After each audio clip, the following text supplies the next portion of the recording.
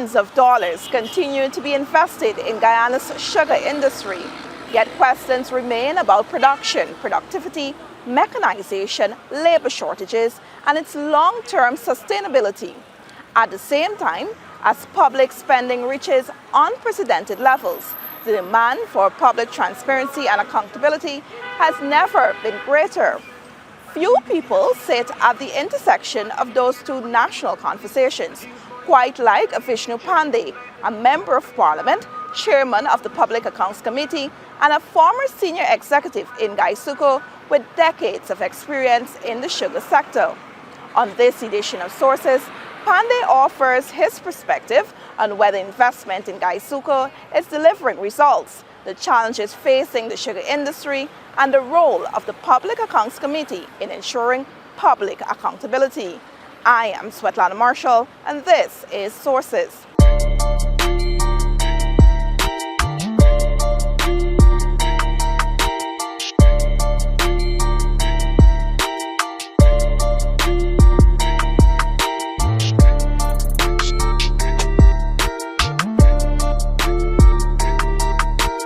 Welcome to Sources. I'm your host, Svetlana Marshall.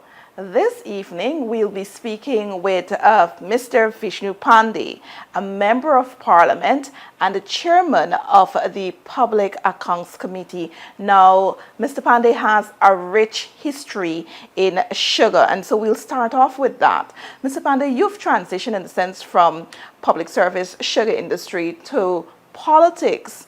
What influenced that change? So let me thank you for having me on your program. It's a pleasure, distinctly, I think. And to answer you, yes, I've spent most of my life in the sugar industry, and then, of course, joining politics. Now, while I've been in the sugar industry, I've been a person following politics very closely. And that is during the two administrations that spent perhaps close to 60 years in our country. And as each year progresses, I became much more interested in what was going on, because we need to have progress. We are a large country in terms of land mass, but we are a very small population, and we have enormous natural resources. So it always bothers me as to why is it we have so much in Guyana, and we are yet a very poor country, and we're having economic and other related problems every day. So I thought the time has come for me to really be in the political front, where I believe that I can share my ideas, my views, perhaps some thoughts and opinion, and to edify the masses so that we can understand very clearly where we need to go, why we are where we are, and perhaps what new we need to do, embracing changes, so that we can make a better Guyana. Now, you could have joined any other party, but you opted to join We Invest in Nationhood, a party led by Mr. Azruddin Mohamed, and it's a new party. Why win as against some of the traditionally or well-established parties in the country? Very good. Now, when you look, I think I said earlier that the PNC/APNU, and it had what we call the AFC that joined with them. And on one hand, on the other hand, you had the PPP/PPPC. Now, these two parties have governed this country for decades. So perhaps to answer your question with a question, what really have we benefited from these two parties in terms of overall progress, whether it's social, whether it's political, and in every stratum in our society? I don't believe that the trend would have shown that we would have had any progress whatsoever, significantly different whatsoever between the two parties. So I give it some thought, and it's a good question. I really sat for a moment and give it a lot of thought. And I believe that I couldn't join the APNU, and I believe also I couldn't join the PPP. There was a new party. I had some discussions with the leader of the opposition and a few potential then members, and I believe that this party has excellent intention when it comes to national development and progress overall. And in a nutshell, I've decided to go with this party and to perhaps give it the best, make the best input as I can, so that we can move Guyana forward. So to put that in a capsule, two parties, in my view and analysis, have failed this country. It's a time that we get something new. And with the new, we can be able to carve or to perhaps niche or design policies and a conviction of national interest so that we can move forward. Now, WIN is led by Mr. Mohamed, as I stated, but he's a businessman, but he has also been sanctioned by the US. He has some legal battles, and there is now an extradition case happening in our courts. Now, was that part of your consideration? Did you consider those elements? What was the thought process given to that? Excellent. Yes, I put a lot of thought into that. Okay. Now, when we look at the sanction, we all know that's a process. Mm-hmm. We all know that there are people who were successful in the past. We can perhaps refer lately to the president of the football, the FIFA, and we know that he was exonerated, and that's a process. In any case, whatever has happened there, I want to put it in perspective. That while Mr. Azruddin Mohamed is the leader of the party, he is not the party, and the party is not him. And that should be read in context. Okay? So what we need to do, as I said, we have an objective, we have an aim, we brought out a manifesto, and we need to ensure that we move along, marshalling the affairs of whatever policies we have, and to take the party forward. When it comes to the matter with Mr. Azruddin, locally or internationally, then of course it's a bit premature for one to really make a pronouncement on such issues, and that's why I want to keep it at that level. Okay. Now, Mr. Panday, you're, like I said, well known in the sugar industry. In fact, you work at the Skeldon estate. Yeah. Now, how would you describe, what have you learned from working in the sugar industry? What are some of the lessons you've learned? Correct. Let me say that this very sugar industry had a production of 362,000 tons of sugar. That's part of our history. And if you look at perhaps more recent history, this very industry in the 90s, in the PPP time, produced 331,000 tons of sugar. What is important to note is that during those high-level productions, the management of Gaisuku was in the hands of foreigners. And when I say the management of Gaisuku, I want to perhaps qualify and quantify that.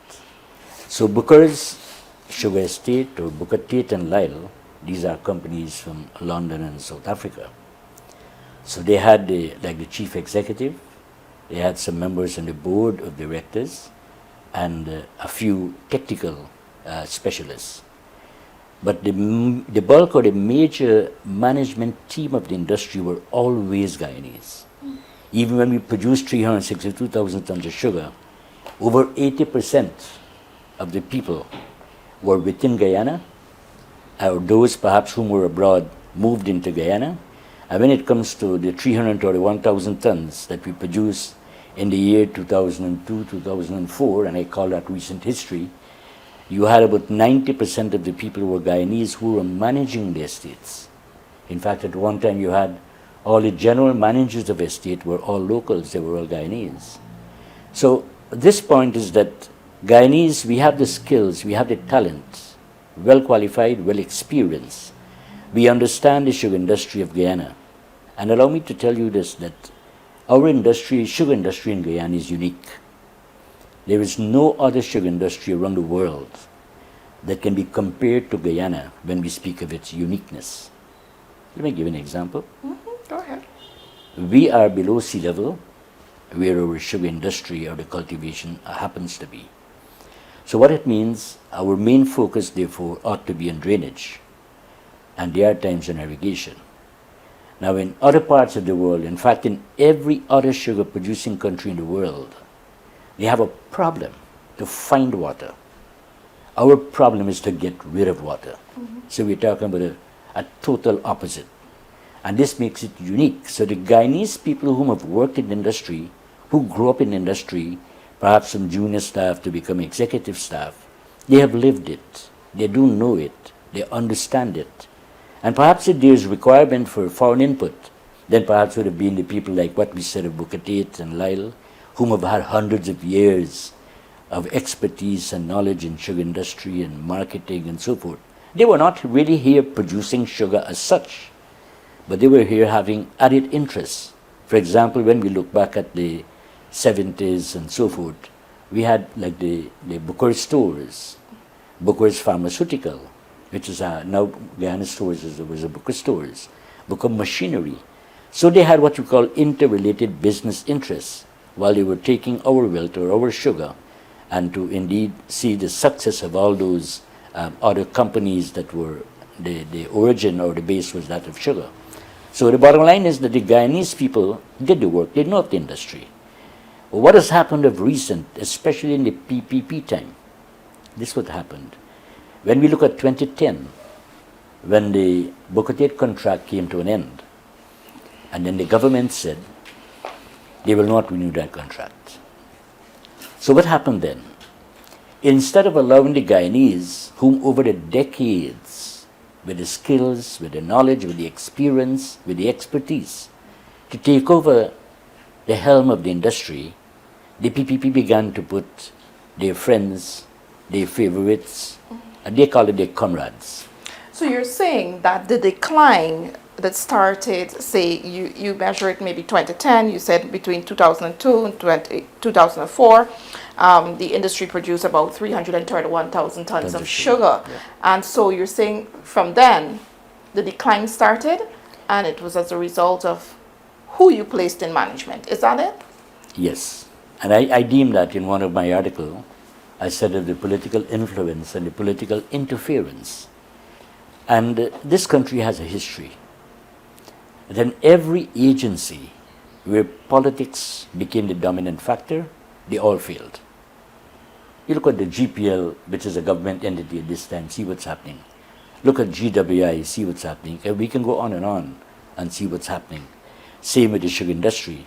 But the sugar industry, as I said about its uniqueness, we must remember that the sugar industry carried, for the want of understanding, this country economically for decades.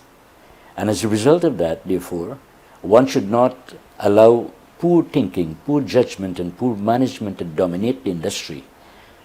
It will be and it will happen as to what is happening at this stage.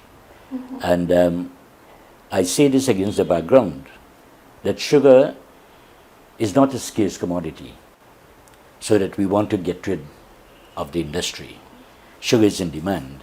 In fact, the demand is greater than the supply at this time.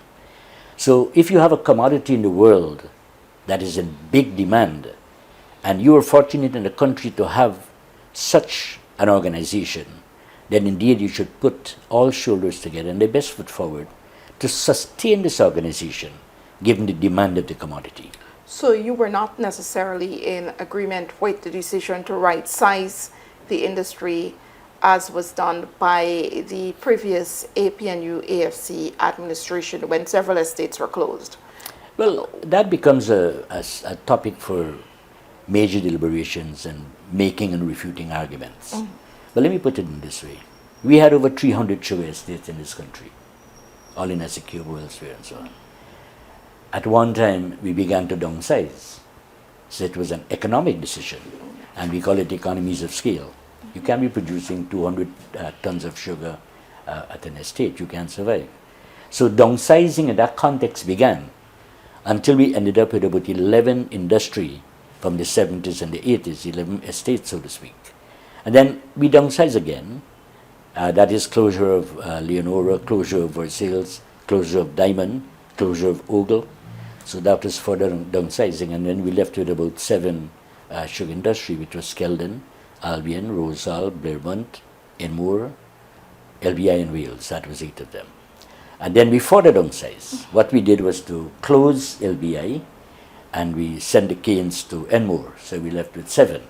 And then we further went and downsized again. I think this is the point that you raised, if I was in agreement. Now, when we look, as I said, this is a subject matter that requires a lot of thinking and a lot of deliberations. If one wants to talk about economics, then one could safely say the idea of downsizing or reducing estate is a correct one.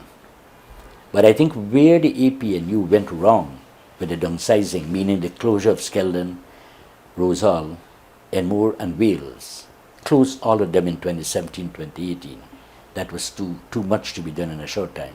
And where they went wrong, there was no proper plan as to what we will do with 7,000 employees. There was no proper planning.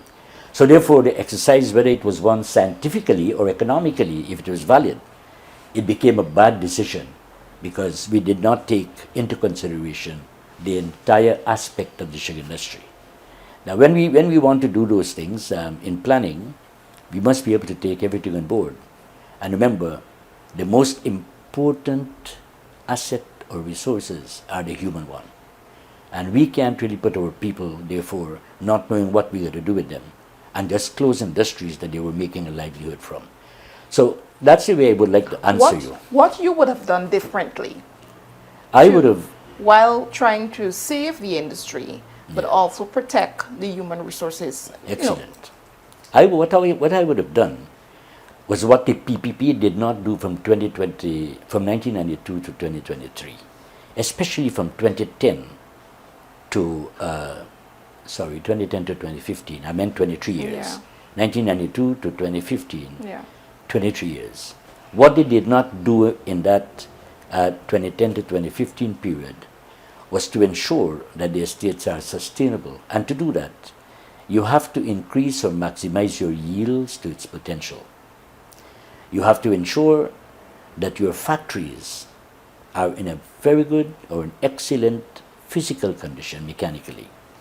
Now, if that happens and when that happens, count with the fact that you put the best people in place, do away with the politics. The political interference and influence has been the biggest downfall in industry.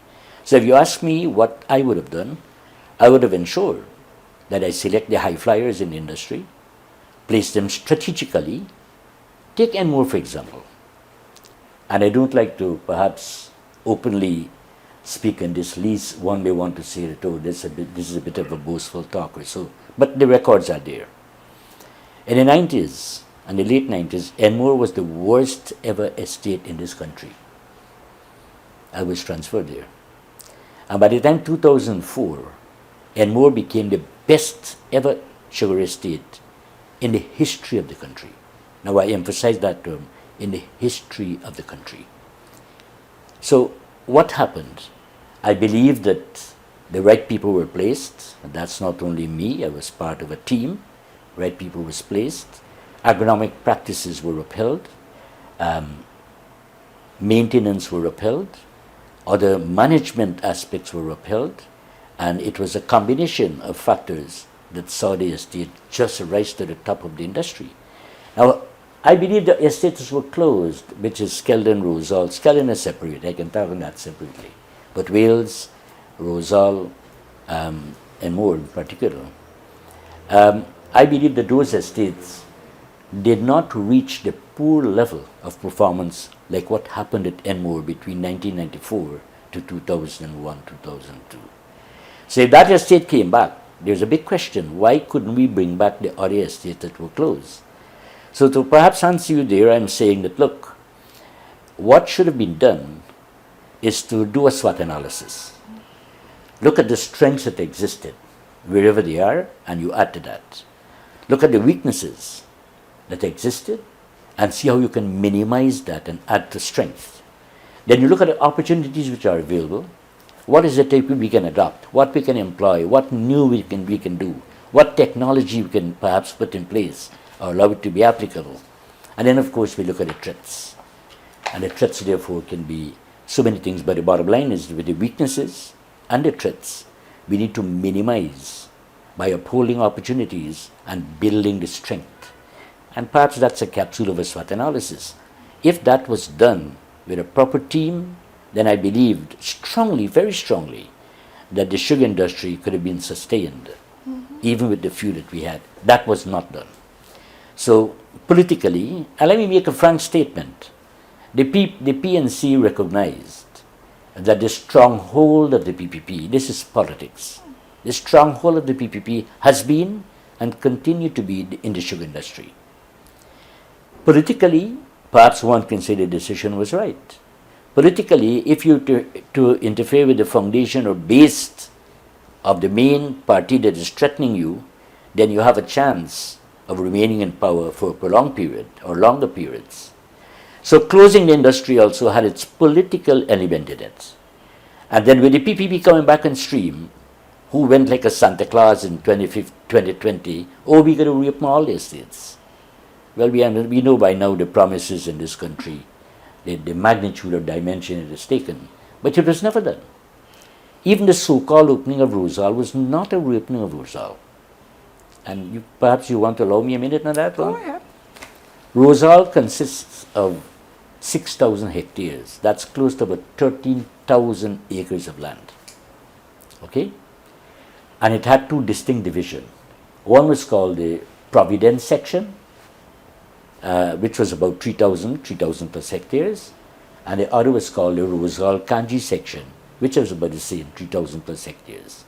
Now the Rosal Kanji section had canes in it. Those canes were transferred to Albion Estate because there's a waterway linking Rosal and Albion. But the Providence side was totally abandoned. So what this government did, and believed that people are fools, what the PPP did, oh, we got to reopen estates.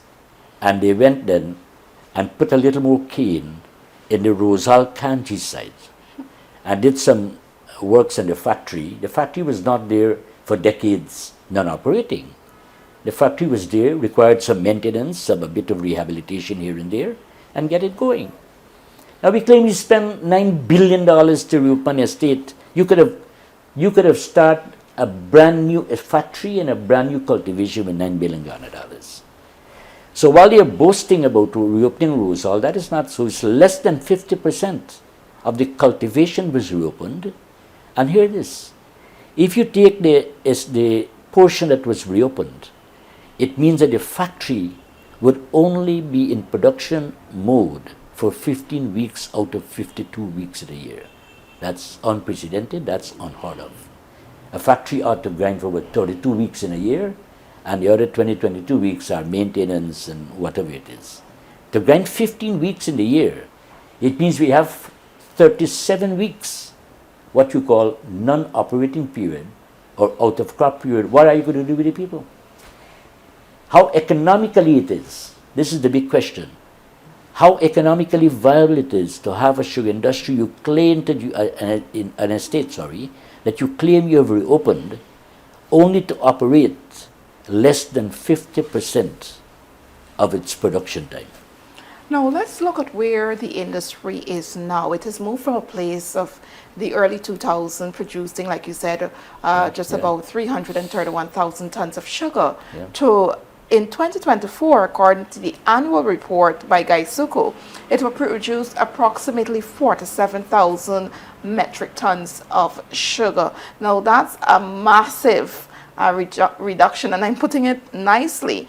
But what do you see the future of the industry looking like with this kind of performance? The government has repeatedly said, like you said, they're going to open up the industry, open up estates, revitalize the industry, invest in it as it has been doing, and bring it back to its former glory. You know, that's a cliche we love to use. We're going to return it to its former glory.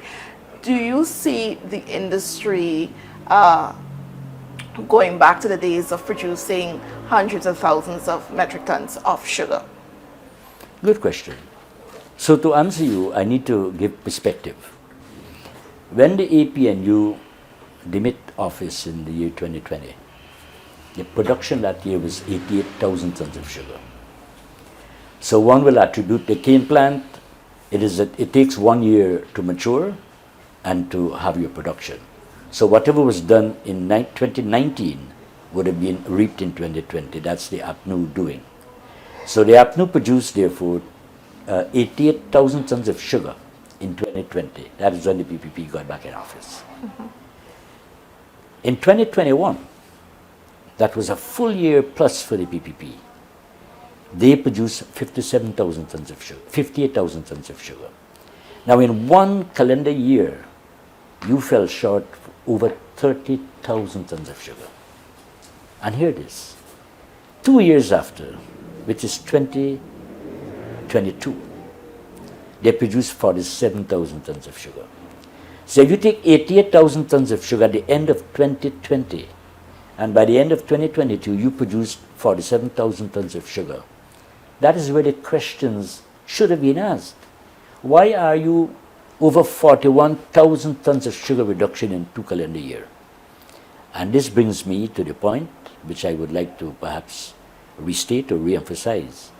That was the period when the PPP began to put their boys in position, and let me be practical, who perhaps never run a stall at the roadside or a snack it, and were made chief executives and directors and so forth on the board, etc. These are the things that happen in our country. When I speak of uniqueness, always remember the word. Gaisuku is very unique. It's indeed dynamic, and requires people with the know-how, an industry that survived nearly 400 years ago. So, when you come now to the question that you're asking me, the PPP speaks about bringing back the industry to life. But how do you do that? That's rhetorical. Where is the strategic plan? A strategic plan was presented in 2021, early 2021, to reopen Skeldon, Rosal, and Moore and Wales. And the total cost would have been in the vicinity of between 23 billion Guyana dollars. I personally met with the Senior Minister of Finance, Dr. Ashley Singh, and at the Arthur Chung Conference Center. And we had about 2-hour deliberations on that plan. The bottom line, he said to me, we don't have the money. So I said, okay, then we can look at option B.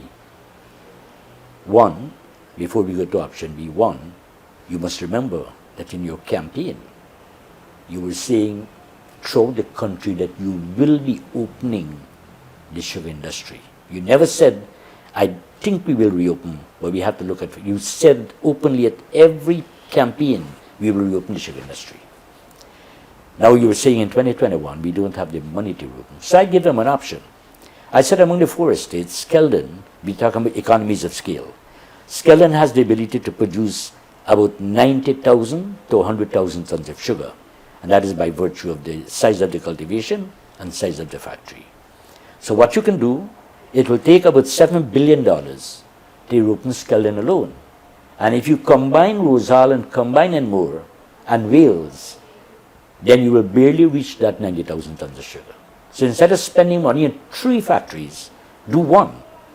And you will generate revenue from that 1 factory to move to the other factory. You don't have to really find this money. And then you can move. So by 2025, that's what I said to them then. By 2025, you'll be able to fulfill your campaign promises that you've made. But I'll tell you this. This government, the PPP, has no interest for the sustainability of the sugar industry. 0 interest. And I say this against the background that when Skeldon had its problem with the factory, not the cultivation. Cultivation was brand new. The cultivation was producing unprecedented 120, 130 tons of cane per hectare. You never heard that in the industry before. Virgin lands, rich soils, good agronomical practices, mechanical layouts, high production. The problem was in some quarters in the factory, some components in the factory. So what should have been done is to quickly form a team, independent team, no connections, so that you want to please the bosses, and get the factory fixed. That was not done. So I said that's 1 and 2. If this government had the love and the claim for the sugar industry and for the sugar workers, where are the people? When you closed Enmore, you had 1,442 people enrolled. Tell the nation, what did you do to guarantee employment for that 1,442 people? Don't worry, tell me, APNU close it. APNU close it. Well, you made a promise you're going to reopen, you did not. What have you done with the people? And we can say the same principle. What did you do with the people at Wales? what did you do with the people at Skeldon? And coming to the Wales when they said that, we have, look what we have done. I heard a fellow named Deodat Indar, as a minister, I think, made mention, something like that is his name. You correct me if I'm wrong. Deodat. Something like that. Some Indar or something like that. Or he's a minister too. That was quite surprising. He made mention the other day that, look at Wales. We have the gas to shore energy project there where we have employment to everyone. Well, I'll tell you this, Indar. Not a single Wales employees have been employed in the gas to energy project. You have about a little over 1,000 people there. 98% of them are Venezuelans because the majority of the contractors are Venezuelan. They brought their own people. So when the PPP stands up and say that we are opening up jobs for people and we are doing this and doing that, these people can't be believed. And I think the time has come I need to make statements of that. I won't perhaps have said that 3 years ago, but I can say it now. Not a single word that the PPP says must be believed. Not a single word. Wales is a good example. Enmore is another example. We are the people. What are you doing with them? Skeldon is another example. We are the people. What are you doing with them? So your budget for 2026 has putting people first. I'm not sure that they understood what involves making a statement like putting people first. So, Mr. Panday, you would not say, because you've largely laid the blame on who government placed into management and poor management and jobs for the boys. But what about factors such as the need to increase mechanization, which this is something that when I started covering agriculture, I heard, as he was then Minister of Agriculture, Dr. Leslie Ramsamy, talking about the need to increase mechanization. What about the labor issues? Aren't those also factors hindering the corporation's ability to reach its targets? Yes. So let us say that. So the question is it all politics, or are there other factors that are responsible for the decline in production? So you have factors which are controllable. With science, with technology, and with strategies. That's the modern approach when you have problems. And then you have issues which are uncontrollable.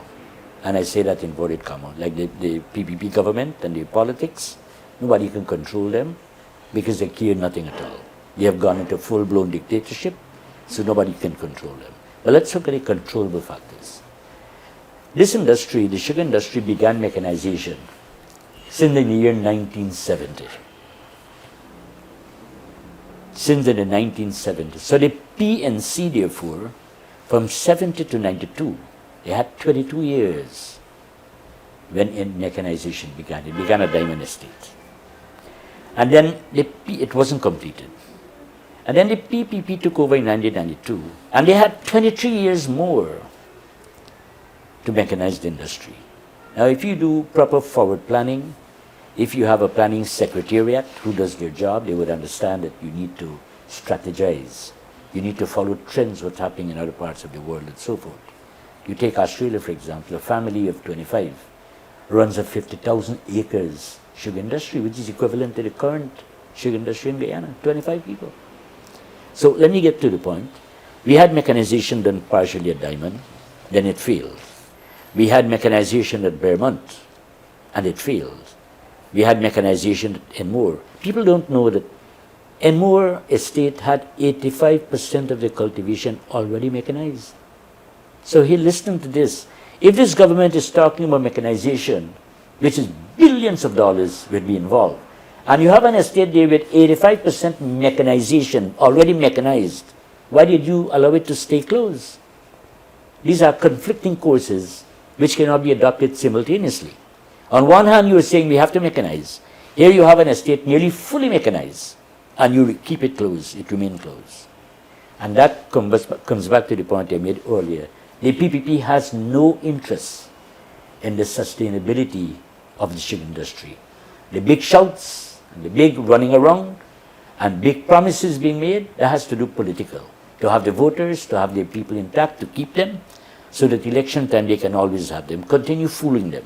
But I think they have exhausted that now. People are beginning to understand. I cannot be fooled any longer. And the labor issue. And the labor issue. So mechanization, therefore, is important. And you go to Skeldon, for example, which was about just over 8,000 hectares of land. Nobody knows that over 5,000 hectares were already mechanized. So the mechanization was there. What took you so long that you were in government and you're prattling the word mechanization all along? Liberal in speech, liberal with your prattles, but not form and execution. That will address the labor issue. Let's take a machine, for example. A machine can cut, put it in Guyana, about 36 tons of cane per hour, one machine. It will take, therefore, about 10 men, over 10 men, 10 to 12 men to cut the same 36 tons of cane. So one machine will do what 12 men can do. Imagine if the machine works for 20 hours in a day. By 36 tons per hour, that's 720 tons of cane that a machine will do. You have to find, therefore, over 200 people to do that thing that one machine will do. That's the principle of mechanization. But you don't want to put people out of jobs. So what you're going to do is to build your strategy, and you factor your mechanization in keeping with the labor shortage in the respective locations. Let us say that Albion has 50% workforce. That covers 50% of the estate. The other 50% go quickly and mechanize it. So you have 100% production. Now, why do you think people do not, people no longer want to work in sugar? Oftentimes you hear that, you know, they're short on labor, persons have not showed up for work, particularly after holiday. Like, why are persons not interested in working in the industry any longer? You know, I want to commend you before I proceed for questions of that nature. It means you're a true Guyanese, you're patriotic, you have a national conviction. Only then you would ask questions like that. So, there are a couple of reasons behind. One, I'm certain that if you were working in the sugar industry and you're sending your child or children to school, you wouldn't want them to go and do the manual, rigorous task of cutting 4 tons of canes and fetching it in your head 4 tons of cane every day. You wouldn't want that. You will find a job. Perhaps you would find a job like an engineer on the mechanical harvesters in mechanization and so on. So one of the reasons over the passage of time, people have sent their kids to school, they've gone to universities and so forth, tertiary institutions, and they believe that, well not believe by right, that they should have other jobs than the menial or rigorous task in the estates. That's one factor. Factor number 2, people, every human being, we all would sit and we would think of situations that are prevailing at a particular time, and whether we can see that this situation is going to get worse or is going to get better. The majority of the Guyanese people have done their own evaluation, their own analysis. Even the man cutting cane and digging a drain or weeding between the canes, they would have sat down with their children and family and discussed, and they believe that there is no future in this industry the way it is running. Hence, people would have now moved off to other areas of jobs and what have you, migration, and etc. That's 2 factors. And the third one, it is that the wages being paid to these people. Now, I don't know if you guys, with all respect to you, I don't know if you can perhaps stretch your imagination and to look at what is 4 tons of cane that is piled up somewhere. So a man has to work for 4 tons of cane and would barely earn 5,000 Guyana dollar. And you go to any other industry per day. You go to any other industry in the world, if a man cuts 4 tons of canes, he will earn a minimum of 15,000 Guyana dollars per day, as against $5,000. Way back in 2002, I was fortunate to be in a place called Mauritius, and we toured the sugar industry and so on periodically. You had, on some location, over 80% of the people cutting canes were women. But they were highly paid. Equivalent to Guyana dollar, they would have been earning about $22,000 per day. I'm saying equivalent or corresponding to Guyana dollars. So the bottom line is, if you're making sugar, If sugar becomes profitable, if sugar is to be kept, then why aren't we paying our people good wages and salaries so that we can retain them? This is the whole thing, retention strategy. And we can extend that when it comes to public service, come to private sector. Look at our teachers, look at our doctors, look at our professionals in the public service area. What are these people really working? How are you going to keep them? And we sidetrack with an example. You have a shortage, you claim you're building hospitals. Well, sometimes they got a polyclinic and they call it hospital too. Sometimes they have a primary health care, they call it hospital too. They will call anything hospital. But let's say you're building hospitals and you don't have people to work in the hospitals. And then you can stand up on a podium and say, our nurses are going to the Caribbean. Why are people leaving? Why people don't want to stay on the job in this country? You could bring in a Venezuelan and give him $5,000 a day because the poor fella is helpless. But your own people, you cannot give them $5,000 a day when the cost of living by any means is a minimum of $300,000 a month. That is net pay for a husband, a wife, and say 2 to 3 children. They can barely do it with $300,000 per month. Who is earning that in this country? So to answer you, that's the reason why people are gravitating to other areas and what have you, and relinquishing their ties with the sugar industry. No, the government... Sorry, but that suits the PPP. That suits their ultimate objective. And one day they will come out, and I did say last year, you listen, by 2027, the same president is going to close Ifrit Estate. Yeah? Yeah. And I challenge anyone to dispute me on that.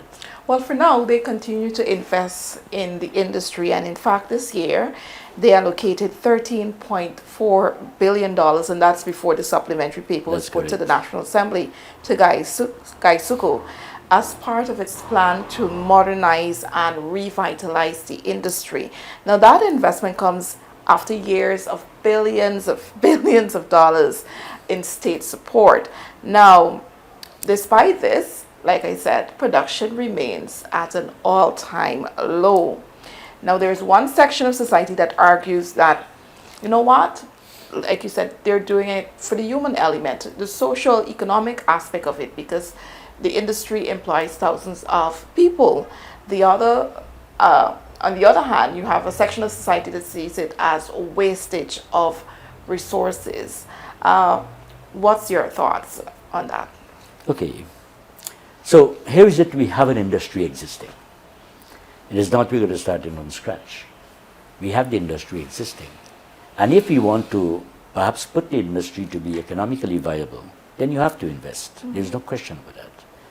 The big question is, from 2021, when the PPP came back in office, 2020, 2021, back in office, to the end of 2024, or perhaps take it to 2025, they have already plugged over $50 billion in the same industry. 50 billion. For over $50 billion. But here it is, in addition to that, revenue from this said industry in terms of sugar and molasses brought in another $50+ billion. So 21, 22, 23, 24, 25, that's 5 years. Okay? Put it at $100 billion between the government subvention and between with the government subvention and the revenue from the industry. $100 billion. Now, the wages and salaries, I'll give it a maximum of $14 billion. So you take $14 billion by 5 years, that's $70 billion. So you have a plus of $30 billion.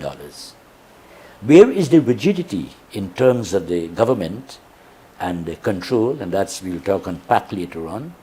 Where is that accountability of the revenue that is in the industry? If in 5 years you could have made $30 billion after paying of wages and salaries with the government subvention and your revenue, what have you done with the $30 billion when you still owe GPL, you still owe GWI, you still owe NIS, you still owe the union, you still owe all the suppliers outside and inside, local and outside, foreigners. You still owe everybody. What are you doing with the money? And here the biggest one. The industry continues to be in a declining state. So these are major factors for consideration. And if you ask me why, then I will come back to what I've been saying repeatedly. It is the government's interference in the industry. You take a board, for example. Look at the board that they had. They had Ramraj, who is now a minister. He was the chairman of the board. He was the director general in the Ministry of Agriculture. That's a political appointment. You had the fellow Balgobin Tarachand. He's the head of NPTA, political appointment. You had Dr. Sears. You had Sadiza Shah. You had every single man on the board are known political affiliates. But you put them there to be the directors of a board of the major industry. The largest employer in the Caribbean is the Guyana Sugar Corporation. 78,000 people at this time. And at one time, 27,000 people. The premier institution. You have people who doesn't understand nothing at all. Some of them haven't even entered a cane cultivation. They're the directors on the board. So whatever happens there is the government influence and political interference. Mm-hmm. Can't As escape. it is right now, the industry is operating in the red for a very long time. Yeah. The production cost surpasses the cost, the unit cost of reselling sugar on the world market. So production is extremely high. Where do we go from here? All right, so let me complete a question you asked me earlier, okay, whether the industry can be viable again. Now you take Albion Rosal and Iflat. You combine those estates, you have about 20,000 hectares, okay? And if you take 20,000 hectares of land, cane cultivation, and you use a reasonable figure of 6.5 tons of sugar per hectare. You can remember that, right? 20,000 hectares by 6.5 tons of sugar per hectare. That's about 130,000 tons of sugar. Okay? Mm-hmm. We are not even close to the halfway mark of that.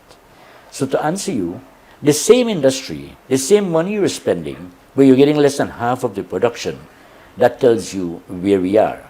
And it tells you that if we are to maximize or realize the potential of the same few estates, then we can enter into the zone of breaking even, and with the passage of time and sustainable production, you can enter the zone of profitability in the industry. If you ask me how long that will take, I think that if the government is serious, and any government for that matter is serious, there's a gestation period of 3 years that you build your strategies, 2 strategic plan, 1 for 3 years, 1 for 5 years. So the gestation is 3 years, where you ought to see about 60% improvement from where you are, and by the end of 5 years, you ought to be between 95 to 100%. So you're in safe zone. So you build your strategies, and I said we do a SWOT analysis, we know where we are, what we need to improve on, what requires to be done. Take off the biggest impediment, remove the political culture. Remove the political monsters that are in the state agency, and you will get the industry to flourish. Now, the president in the past had said that, heads will roll. The very president. Are you surprised that we haven't seen action since? Well, I tell you, when he made the statement first about heads will roll, that statement was pointing towards Panday. All right? Because I was in industry as an executive, which is called the agriculture director, which handles more than 75% of the business, which is agriculture. So I was the man in charge of that. And I'm not the kind of guy who's going to give yes sir or no sir. And I give examples. The president stood on the 10th of January 2024, and he called a contractor. Hey, you can bring cane from Brazil? Okay, start. Bringing in canes from the very president who prattles about law and policies and rules and regulation breached the law of bringing in seed materials like other things, be it poultry and materials and so in a country, without going through the NPPO. There's a law quarantine to do those things. He breached everything. I objected to it. Now, when you object to the president, you're searching for a job the same minute. I still existed for a year. I objected to it. I told the board I will not take responsibility if something happens. You know what happened? The cane went to Rose Hall, they planted the cane, and it came down with a disease commonly called poker bung. It's a fusarium. Now, this is what I'm talking about. And I challenged the president when he spoke about Panday syndrome. Those of you who follow the media, I put 14 questions. And I challenged him to debate the sugar industry one and to answer me. Answer these questions I put to you. Well, he remained dumb unto this day. But he keep prattling. Now he wants to give the union the state to run. What he didn't tell the people is it's the same union contributed to the demise of the industry. Because in the PNC time, every week there is a strike in the industry. Production is dropped. You had a 90-day strike, 70-day strike, 3-week strike, 5-week strike, burning down cane fields, sabotage. You don't hear that now in the 23 years of the PPP and this other 5-6 years that they've already spent. And you want to give the same union. Who is the union? The union president is in your parliament as a PPP MP. The union general secretary becomes suddenly the chief labor officer in the country who was the secretary for the union. And who are the other people? And what does the union know about the sugar industry apart from taking money from the poor people as union Jews and surviving and living a lavish lifestyle? So this is how the guy plays the game. And I said, the president, this is how he plays the game. He brought people from Brazil the other day. They know about fruits. And brought them in a camouflage. They got to talk to the cane farmers at Skeldon. How more can you be dishonest in your communication? You brought people from Dominican Republic. And I guess you guys heard me in Parliament. When I said, why bringing in people to plant our lands when you had over 7,000 people are out of a job? Why you want to plant cocoa and coffee when at Wales Estate you had thousands of acres under cocoa? In the Canals Polar you had one polar had 5 coffee factories. You can imagine the volume of coffee. And those people are out of jobs. Why don't you give your own people the land? Make your agreement, contractual obligations and so forth so they can operate within the confines of the contract. And tell them to plant coffee and plant cocoa. Why are you bringing these people all over the place? But that's the design for the corruption, which by now is very, very clear in this country what's going on. So on one hand, Devrat Indar, a fellow name I think, they're talking about they don't have solution. That's a solution. Give back the land to the people in this country. Guyanese are people who made it all over the world, my dear. Every single country in this world that you find a Guyanese, they excel. Okay? So they have skills, they have energy, they have knowledge, they're hardworking people. You just need to give the people the tool and they will make the industry successful. Now let's turn our attention to the Public Accounts Committee. Recently, you were appointed or elected chair of the Public Accounts Committee. Yes. Now, could you say, for those listening, what are the primary functions of the committee? I know that you scrutinize the reports coming out from the Auditor General's office. Tell us more. Okay. So, I think the epic core, or the main function, it is to look at the Auditor General reports every year, scrutinize them, look at the recommendations that the Auditor General made, investigate them, demand that they be attended to, all the issues that have been raised that are considered to be contrary to proper accountability, then we need to address them. But I guess you know that it's really plenty. So my major concern, to answer you, I said that we have to scrutinize and address the issues in the country, and that falls with the Public Accounts Committee.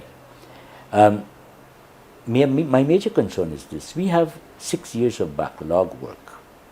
That's a huge task, especially in the context that 1 year of the Auditor General report takes 1 year to go through with the PSC and to compile your reports for the National Assembly or Parliament. So it means 6 years backlog will take us 6 years in front. So 2031 will finish up to 2024, hopefully. And then you still have a 2031, 6 years backlog. So there is no progress whatsoever. So the major concern has been the backlog, that's one. And two, the members of the government, the 5 government members, of which we need to have 2 of the government members and 3 of the opposition members to have a quorum. They are not responding to the request so far. Let me put that in context. Let me ask you, so since the committee was established, the committee has not been able to meet to assess or to work out, how are we going to move forward in addressing this backlog? No, that was the intention. So how many times have you, when was the first request for a meeting made, and how many requests you've made since, and who is saying what? Okay, so the elections were held on the 15th of June, okay, where I was appointed with others too in various committees. I was appointed chairman of PAC.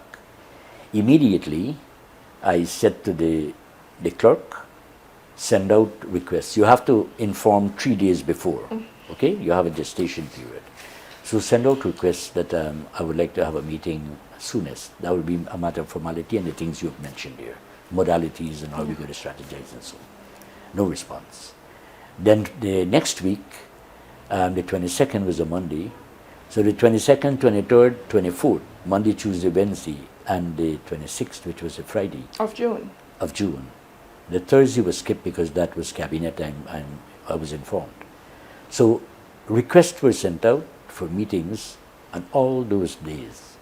The PPP side of the committee, members of the committee, did not respond. There are many No calls. acknowledgement, nothing?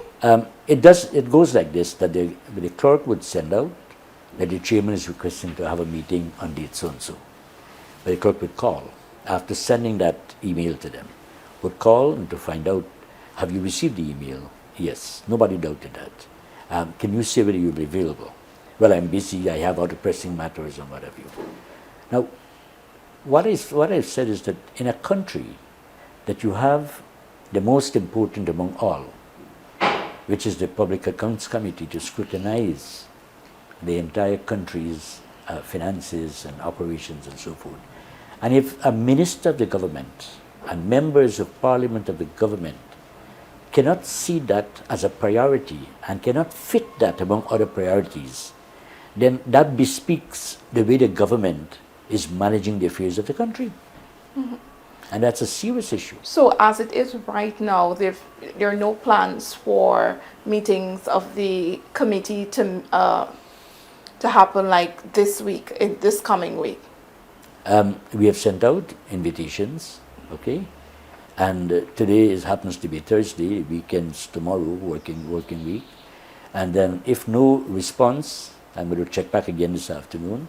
If nothing positive, then I began contemplating on my next move or next step, which I don't want to disclose at this level. But I'll make another move, another step we will embark on to see how best we can get them to respond. Because that's a constitutional mandate. And each time that they fail to uphold the Constitution by virtue of this mandate, it means that they're breaking the law. They're breaking the Constitution of this country. So that's why I said earlier, these people are full-blown dictators. If you don't respect the Constitution, which is your main guide in your country, what else will you do? Now, this is an issue that affected the previous committee, because on the previous committee, I remember the opposition members of parliament, in particular Mr. Ganesh Mahipal, speaking about meetings being postponed and cancelled and things like that. Now, what are the implications of not meeting, of delaying the work of the committee at a time when you still have reports, I think, from 2020? 2019. 2019, 2020, 2021, up to 2024 to scrutinize, because you've only, well, the committee has only managed to go through, and I think that they have a bit from 2018. I could be wrong, Yes, but I think they have. 2018 has been completed. Yeah. So what are the dangers? The dangers are that to manage the country requires accountability. Now, if the committee cannot function, then indeed there is no guarantee that people can be held accountable for mismanagement of funds and mismanagement of projects in the country. Now, here we are talking about billions of dollars. Here we are talking about the people. Every poor person, every human being in this country that works and pays taxes, we are talking about them, about their money, how well it is spent by the people they have put in charge to manage the affairs of the country. So that's a serious one. And that's why the role of the PSC in terms of scrutiny is of vital importance, or paramount importance. So your question is that what will happen?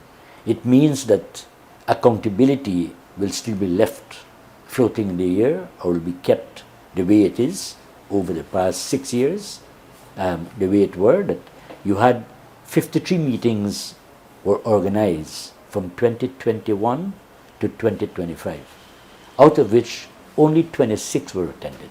That tells a story. So you could never get through with the business of the government, the business of the country, when you were to really adopt those measures, 50% of the time that you're going to be punctual. And then when you're punctual, you'll be having delaying tactics, you'll be arguing for and against and making and refuting arguments that could have gone ahead by finishing 2 or 3 years more. But the big question is, why is this happening? I thought you would have asked me that. Why are they doing this? It's very straightforward, that the government has so much to hide. This is very straightforward. If you have nothing to hide, you should be ahead of all your meetings. You should be asking the chairman of the PSC, why can't we have meeting 2 times and 3 times a week because we have a backlog? But definitely there is something. The sociologists refer to that as the extra something. We know what is the extra something in the PPP government. There are so many things that they want to keep under the carpet and to keep not to be exposed. There's a lot to be exposed. I've been going through night and day these reports to avail myself with them. There are tremendous questions will be asked that would demand tremendous answers from the government benches and government committee members. It is distinct that they're avoiding that kind of approach. And I'm challenging them. They will view this live. I'm challenging them. If you believe that I'm wrong, come on tomorrow morning, let's start the committee. Let's get the work going. Come on next week. Let's take 3 days per week and get the committee going. If you can do that, then I'm right. I view your actions with great and grave suspicion. MP Panday, thank you so much for sitting with me here on Sources. I will be sure to invite you again once the work of the committee gets going. Now, to our viewers, thanks for watching. I've been your host, Svetlana Marshall. Do join us next week for another edition of Sources. Stay well.